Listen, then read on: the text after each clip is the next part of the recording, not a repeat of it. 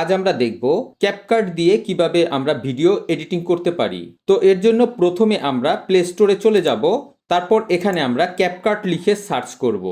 CapCut লিখে search করার সাথে সাথেই এখানে আমরা প্রথমেই দেখতে পাচ্ছি আমাদের একটি ক্যাপকাটের ভিডিও এডিটর চলে এসেছে। তো এবার আমরা ওপেনে ক্লিক করব। ওপেনে ক্লিক করার পরে এখানে আমরা দেখতে পাচ্ছি নিউ প্রজেক্ট। তো এখানে আমরা ট্যাপ করব। এবার আমরা ভিডিও নিয়ে যেহেতু কাজ করব, তো আমরা এই ভিডিওতে থাকা অবস্থায় এখান থেকে আমরা কয়েকটি ভিডিও সিলেক্ট করে নিব। তো এখানে আমরা একটি রাউন্ড বাটন দেখতে পাচ্ছি, আমরা এখানে ক্লিক করে আমরা ভিডিওগুলি সিলেক্ট করে নিব।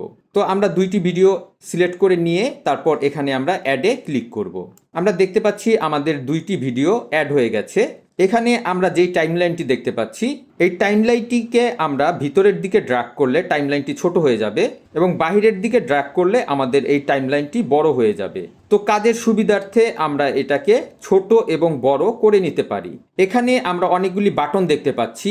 তো প্রথমেই আমরা দেখতে পাচ্ছি এডিট। আমরা যদি এই ভিডিওটি এডিট করতে চাই তাহলে এখানে আমরা ক্লিক করব। আমরা দেখতে পাচ্ছি আমাদের ভিডিওটি অটোমেটিক সিলেক্ট হয়ে গেছে। তো আমরা যদি বাহিরে ক্লিক করে আমরা যদি এই ভিডিওর উপর ক্লিকও করি তাহলে আমরা সরাসরি এডিট অপশনে চলে যাব। তো এখানে আমরা এডিটের অনেকগুলি অপশন দেখতে পাচ্ছি।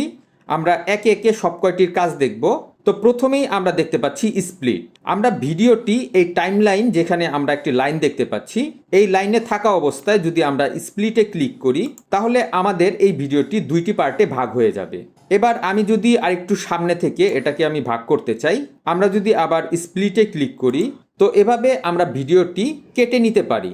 এবার আমি এই মাঝের ভিডিও ক্লিপটি যদি ডিলিট করে দিতে চাই, তো ভিডিওটি সিলেক্ট থাকা অবস্থায় আমি এখান থেকে যদি ডিলিটে ক্লিক করি তাহলে আমার ভিডিওটি ডিলিট হয়ে যাবে।